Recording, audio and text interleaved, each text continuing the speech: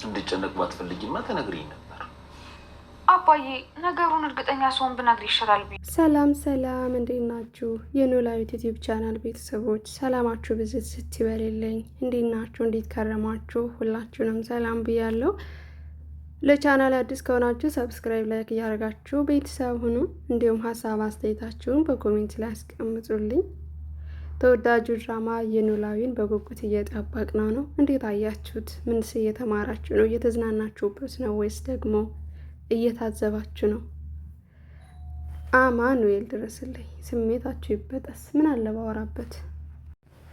ይቅርታ ቤተሰብ ላወራ እያልኩኝ እንግዲህ በር ተንኳኳና ሄድኩኝ ማለት ነው። ይኸው ሀሳቤ ቆንጆ ቆንጆ ላመጣ ስል እንደዚህ ስርቅ ያደረጉኛል። አያችሁ ደግነቱ ማለት ነው። የሚሰማው ውስጡን ላይ ቄስ ይባላል። ውስጡን የሚሰማው ስለሌለ ሰው የላይኛውን ከበሩን ነው የሚያውና በኖላዊት ድራማ ላይ ውለታ መርሳት እንደሌለብን በተለይ በክፍል 46 ላይ ያየሁት ከወይዘሮ ሜላት ማለት ነው። ሀና ያን ሁሉ ለልጇ ለምናሴም እንዲሁም ለሰላምዬ ያደረገችላቸው መስዋዕት ቤቱን ቤት እንዲሆን ሲጣሉ እያስታረቀች ሲታመሙ እያስታመመች እየፈወሰች እንዲሁም ሰላምዬም ታማ ያለ ሚስጥሯን ሚስጥር አድርጋ ይዛ እንደገና ደም ቢያስፈልጋት እንኳን ህይወቷን ሰጥታ ያዳነችላት ናት ሀና ማለት ነው። ግን በዚህ ልክ ጥላቸዋ ደግሞ በጣም ይከብዳል ማለት። ሀሴት ለ16 ዓመት ጠፍታለች፣ ስታለቅስ ኖራለች። ምንም እንኳን ወይዘሮ ሜላት ባታቅም ልጅ ብላ ተቀብላታለች አይደለ? ይሄ የእሷ ስህተት ነው ሊያስብል አይችልም። ምክንያቱም እናት ያዘነችባቸው እንባዎቿን ነው እያስታወሰች ያለችውና ወይዘሪት እርግብ ልጇ ባትሆንም ሜላት ግን ልጄ ናት ብላ እስከተቀበለች ድረስ ይህን ማንም አይከለክላትም። ግን ዘወር ብላ ደግሞ ሀና ላይ ያለባት ጥላቻ ምን ያክል የገነነ ነው። አሁን ላይ እንዴት እንደምታ ያኔ ስትጠራት ራሱ ክብር የላትም። ትጮህባታለች ባላጠፋችው ነገር። መልስ እንኳን ላጠፋችው ነገር ምን አርጌ ነው ብላ ስትጠይቃት እንኳን በትክክል አታናግራትም። በንቀት ነው እያናገረቻት ያለችው። እና ምን ለማለት ፈልጌ ነው፣ ውለታ መርሳት የለብንም። የሰው ልጅ በክፉ ቀን የደረሰልንም በደስታ ቀናችንም ራሱ ደስታችን የሚጋራልን ከሰው እናጣለን አይደል? ያንን ነገር ግን ፈጽሞ መርሳት የለብንም። ወይዘሮ ሜላት ይህን እያደረገች ከአንዲት እናት የማይጠበቅ ነገር ቢያንስ በ16 ዓመታት ውስጥም እያለቀሰች ብትኖርም ግን ደግሞ ምን ያክል ሀና ከጎኗ መሆኗን ማወቅና መረዳት ነበረባት። ልጆቹ በደንብ ያውቃሉ ምን አይነት ቤተሰብ እንዳሳደጋቸው። በጣም ደስ የሚል ዲሲፕሊን ያላቸው ልጆች ናቸው። ሰላምም ተቀይራለች። በማን ምክንያት ነው የተቀየረችው ካልን በሀና ምክንያት ነው አይደል እንዴ? ሀና ራሱ በጣም ጨካኝና ራስ ወዳድ የነበረች ልጅ ነበረች። አሁን ላይ ግን እድሜ ለሀና ጸባዩን ቀይራላታለች። ምናሴ እንኳን ተመርቆ የተወለደ ልጅ ነው። ቢሆንም ትህትናው ሁሉ ነገሩ ሀና ትገዛዋለች። ከሀና ብዙ ነገር አለ የሚወዱላት በጣም ልጆቿ ይበልጥ ጥለዋት እናትየዋን ሄደዋል። ያ ደግሞ የልጅነት አይምሯቸው ነው ብላ እሷ ልጆቿን መብታቸውን ብታከብርላቸውም ግን ደግሞ ልጆችን እያስገደደች ነው። በልጆች ላይ አመጽ እያስነሳች ነው። እንዴት ልጄ ላይ እንዴት አደርጋለሽ እያለች ራሷን እየወቀሰች ቢሆንም ግን ያለፈው ነገር መርሳት የለባት። ሀና ምን ያክል ዋጋ እንደከፈለችላት እና ዛሬ ደግሞ ቤተሰቦች ናችሁ እርግጠኛ ነኝ ብላ እሷ ላመነችበት ነገር ወደፊት ብትሄድም ወይዘሮ ሜላት ግን በፍጹም ሊሆን አይችልም ብላ መከራከሯ፣ ይህ አንዳንዴ ከጀርባ ያለ ነገር ቆም ብለን ማሰብ አለብን። ወይዘሮ ሜላት ምክንያታዊ ሰው ነች። ወይዘሮ ባዩሽም ልክ እንደ መዳፊ ያክል በጣም አውቃታለሁ ብላ ነበረ። ግን ወይዘሮ ሜላት ደግሞ ጠንካራ ሰዎችን እንደምትወድና አሉባልታ ሰዎችን እንደምትጠላ ወይዘሮ ባዩሽ አታውቅም። እንዲሁም ወይዘሮ ባዩሽ የምታውቀው ምንድነው ልጆቿ የሚሏትን በተለይ ደግሞ ምናሴ የሚላትን ነገር ሁሉን ነገር እንደምታምነው። ምክንያቱም ምናሴ አንድ የሀሴት ምትክ ስለሆነ፣ ሁለት ደግሞ ምክሮቹ ትህትናው አባቴን ይመስላል ብላ ስለምታስብ ወይዘሮ ሜላት ምናሴ የሚላትን ነገሮች ሁሉ ታምናለች። ግን ታዲያ ዛሬ ምናሴ የሚላት ነገር ለምን አላመነችም? አያችሁ፣ ሰው እስከሆንን ድረስ እንሳሳታለን። ሰው እስከሆንን ድረስ ጥርጣሬ እንገባለን። እና ውጤቱን ሁላችንም በጉጉት እየጠበቅን ነው። እናንተስ ምን ላይ ናችሁ? ኢንትራንስና ማትሪክ እንኳን እንደዚህ በጉጉት አልተጠበቀም። እውነት ለመናገር አብዛኞቹ ልጆች ኮሜንት ላይ የማያቸው ሁሉ በቃ ውጤቱ የሀና እንዲሆን ሁሉም ያረበርባል። ግን ዛሬ ውጤቱ ካልመጣ ላይኬን አነሳለሁ፣ ሰብስክራይቤን አነሳለሁ። ሁሉም እንደዚህ ነው። በቃ ማለት የሰው ልጅ ነው ፎከስ አንድን ነገር ተቆጣጥሮ ይይዛል ማለት ነው። ግን ሀሳብ መሆን የለብንም። አንዳንዴ እንደዚህ ማለት ሳይሆን ድራማ መሆኑንም ማሰብ መቻል አለብን። እኛ ራሱ በጣም ተሸውደናል። አያችሁ፣ ብዙ ሰው በወይዘሮ ባዩሽ ብቻ ነው አይደለም እያመሃኝ ያለ። ለምን ሀናን ትሳደባታለች? ለምን ትናገራታለች? ሀና ትክክል ናት ብለን እናስባለን። ግን እኛስ ድራማ መሆኑን እያወቅን እውነት ወይዘሮ ሜላት ጠፍቷት ነው ይሄ ነገር ማሰብ አለብን ማለት ነው። በትንሹም በትልቁም ነገር ራሳችን የሚቆጣጠረን ነገር ማስወገድ አለብን። ጀስተኛ ደስ ብሎን ፈታ ብለን የምናየው ድራማና አስተማሪ መሆኑን ማየት እንጂ ከድራማው ጋር ግብ መፍጠር የኛን ህይወት ምንም ሊያደርገው አይችልም። ከቻለን ግን የራሳችን ህይወት ብንቀይር መልካም ነው።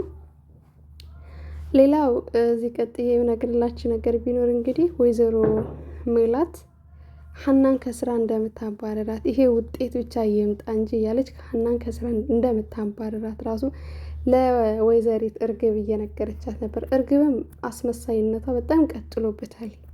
ግን ወይዘሪት እርግብ ወይዘሮ ላገባ ነው ወይዘሪት ላላገባ እርግብ ማለት ነው ስትገባ መጀመሪያ ላይ ቤተሰቦቿን ስትታወቅ ወይዘሮ ባይሽን ሰላም ካለች በኋላ አክስትሽ ናት ብላ ተጠየቀች።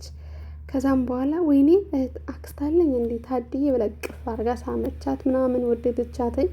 ልክ ማታ ላይ ወይዘሮ ባይሽ በቃ የኔን መኝታ ክፍሌን አሳዩኝ ስትል ከዛ እርግብ ምን አለች መሰላችሁ? እንዴ እዚህ ነው እንዴ የምታድረው ካለች በኋላ አዎ እዚህ ነው እኔ ጋር የምታድረው፣ እኔን እኮ እያጽናናች ነው ያለችው ስትላት ወይዘሮ ሜላት ከዛ ባዩሽም አዎ ሁሌም ከሷ ተለየች አለቅም በደስታዋም በሀዘኗም ጊዜ አበሪያት ነው ትላታለች። ከዛ በኋላ ውጭ አንቺ ማነሽ? በፍጹም እንግዲህ ዛሬ መጣ ዛሬው ነው መልስ መስጠት ማለት ነው። አንቺ ምንም ነሽ እኮ እዚህ በኋላ አታስፈልጊም፣ እኔ ለእናቴ እኔ በቃታለሁ ብላ ወይዘሮ ባዩሽን እንግዲህ አሽቀንጥራ አስወጥታታል። ይሄ ማለት ነው አስመሳይነታቸው። እዚህ ጋር ራሱ ማወቅ ትችል ነበር። መጀመሪያ ስትታወቃት አክስት ነኝ ተብላ ደስ ብሏት ምናምን በቅፍ አድርጋ ከሳመች በኋላ መጨረሻ ላይ ማታ ደግሞ ውጭ አታስፈልጊም። እውነት የእናትህ እንደዛ ተብሎ ይወጣል? ስነ ምግባር እንዴት ነው ግን? ወይዘሮ ሜላት የተሸወደችው ስነ ምግባር ካስተዳደጋችን የመጣ ችግር ነው ብላ ስለምታምን መሰለኝ እርግብን እንድታምናት ያደረገቻት። ሁለት ደግሞ ገንዘብ ታስወጣታለች። እዛ ላይ መረዳት አለባት ከልጆቿ እንኳን ምንም እንደማትመስል የልጅነት ፎቶ አይቶ ሰው እንዴት መልኩን ማስተዋል ያቅተዋለኝ ብለን ልንል እንችላለን። ግን በጣም እየተሸወድን ያለ አንዳንዴ ህይወት እንዲህ ናት የምትሸውደን። ከራሳችን ጋር ስናነጻጽረው መስለው ተመሳስለው ይመጡና እኛነታችን ውስጣችን ካወቁ በኋላ ግብግብ አድርገው ህይወታችን እስኪያበላሹ እንዲሁም ነፍስ እስከ ማጥፋት ድረስ ራሱ የሚሄድ ነገር አለ። ትንሽ ችግር በሰፊው ትዳርን ያፈርሳል፣ ህይወትም ይፈርሳል። ያኔ እንዲህ ነው በቃ ህይወት ብለን ልንቀበል እንችላለን። ግን አንዳንዴ ቆም ብለና ነገሮችን ማገናዘብ መቻል አለብን። በተረፈ ሌላ ምልላችሁ ነው ዛሬ ውጤቱን አንጠብቅም። በሌላ በኩል የወይዘሮ ሜላት እናት መታለች ማለት ነው። ሀንቾም ተጎንብሳ ጉልበት እንደ ወግ እንደ ባህሏ የደሴ ልጅም አይደለች ተጎንብሳ ስስምም አያቷም በደስታ ፈገግ ብላ ማይተናል። በዚህ ሰዓት ወይዘሮ ሜላት ፊቷ እሳት ይነድ ነበር። ምክንያቱም እርግብ ይህንን ነገር ስላላደረገችው ስለማታቅ። ካስታወሳችሁ ሜላት እንዲሁም አንዳንዴ ዝም ብላ ተደብቃም እየሄደች ታያትም ነበር። ከዛ ምን አለ አምላኬ አንድ ቀን ልጅ ይሁና እንኳን በሞትኩ ብላ ለሀና ትመኝ ነበር። ዛሬ ግን ልጅሽ ነኝ ስትላተኝ እንዴት ሀቁን ከዳች የሚለው ራሱ ለእኔ ጥያቄ ነው። እናንተስ ምን ተሰማችሁ? የራሳችሁን ሀሳብ አስተያየት ጻፉልኝ። አምላኬ ሆይ የሚሰረቅ ይስረቃችሁ። ቆይ ምን ለማለት ፈልገው ነው እነዚህ ሰዎች? መጣውም አንዴ እና አባትየው ደግሞ አቶ ኖላዊ ማለት ነው። እንዴት ደስ የሚሉ አባት ናቸው። የልጃቸው ጭንቀት አይቶ በአይኗ ብቻ የሚረዱ ሀና ሲያባቷ ፍቅር እንዴት እንደሚያስቀና እውነት ለመናገር ሀና እኮ ማለት ነው ውጤቱ ቢመጣ ራሱ ምንም ግድ እንዳልሰጣት አስረግጣ ለአቶ መስፍን ነግረዋለች። ምን እንዳለችው ታውቃላችሁ? እኔ ውጤቱ ምንም ይሁንም ምንም አይመስለኝም፣ ምክንያቱም እንደ አባትም እንደ እናትም መልከ መልካምና አንደኛ የሆነ አባት ስላለኝ እሱን እንጂ ምንም አልሆንም። እኔ የምጎደው እሱን ሳጣ ብቻ ነው። እዚህ ጋር ግን የተመረመርኩት ራሱ እውነትን ለማወቅ ያክል እንጂ ምንም ፈልጌ አይደለም፣ የእናንተን ቤተሰብነትም እንዲሁም ገንዘባችሁን ፈልጌ አይደለም ብላ ርግጥ አርጋ በ4 ነጥብ ዘግታበት ሄደች። አቶ መስፍንም በተናገረችው ንግግሯ በጣም ታገረምና አምላኬ ሆይ ይችን ልጅ ግን ልጄ አድርገህ ካሳየኸኝ በኋላ ልጄ እንድትሆን ተመኘውና ልጅ አድርግልኝ ብሎ ጸልይ ለራሱ ባንደበቱ። እርግብም ያው እንደ ልጅ ብታስመስልም አባዬ ስትል ራሱ ምንም አያምርባትም። ሀና እጥፍ አድርጋ ጋሼ ስትል በጣም ያላት ግርማ ሞገስ ያላት ትህትና እና ካስመሳይ ሰዎች ፈጣሪ ይጠብቀን። እንዲሁም እናቷንም ወይዘሮ ባዩሽን በጣም እየሸወደቻት እንደሆነ ባዩሽ ብታቅ ጥሩ ነበረ። ዛሬ ውጤት አንጠብቅም፣ ምክንያቱም ውጤቱ ታሎ ስለማይመጣ የወይዘሮ ሜላት እናት ወደ ሜላት ቤት መታለች። ሀናም የሀገሯን ወግ ባህል ጠንቅቃ ስለምታውቅ እንደገባች ነበረ ጉልበቷን ሄዳ እየሳመችው። በዚህም የተበሳጨችው ወይዘሮ ሜላት እርግብ አድርጋላት ቢሆን እጥፍ ምንኛ ደስ ባላት። ነገር ግን እርግብ ደግሞ ምንም ነገር ስርዓት የሚባል ስለማታውቅ ሀና ቀድማ ነበር ጉልበቷን የሳመቻት። በዚህም አያትየው በጣም ተደስታና በፈገግታ ነበር የተቀበለቻት። ከፊቱ ፍትፍቱ ሳይሆን ከፍትፍቱ ፊቱ እንደሚባለው የሀና ሰላምታ ብዙዎቻችን እኛም ለአረቦቹ እንደዚህ ጎንበስ ቀለስ ብለን በፈገግታ ብቻ መመለስ እንችላለን። ማሸርገድ አይደለም፣ በጉልበታችን አይደለም፣ በኃይል ሳይሆን በፈገግታ ብዙ ነገሮችን መሸኘት እንችላለን ማለት ነው። ከዚህ ላይ ይህን መረዳት አለብን። በተለይ አዲስ ገቢዎች ለሆነ ደግሞ ማለት ነው። ነባሮች እንዳመላቸው አረቦችን ጠንቅቀን እናውቃለን። ግን አዲስ የሆንን ልጆች አሁን ፈገግታ ነው የሚፈልጉት። ከምንም በላይ አረቦች ፈገግታ ነው የሚፈልጉት። እና ሀናም ይህን ነገር ስታይ እኛ ራሱ የረሳነውን ወግ ባህላችን በደንብ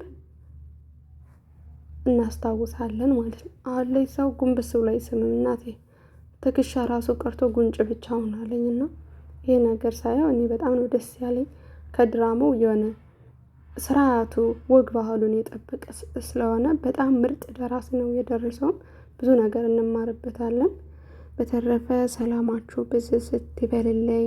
በአዲስ ቪዲዮ ጠብቁኝ። ዛሬ ሀሳቤ ስለተበታተነ እውነት ለመናገር በደንብ እያወራው አይደለም። ያኔ ያሰብኩት ሀሳብ ሁሉ በሙሉ ተበትኗል ማለት እችላለሁኝና ሰላማችሁ ይብዛልኝ ውድ ሀገሬ ልጆች። ባይ ባይ።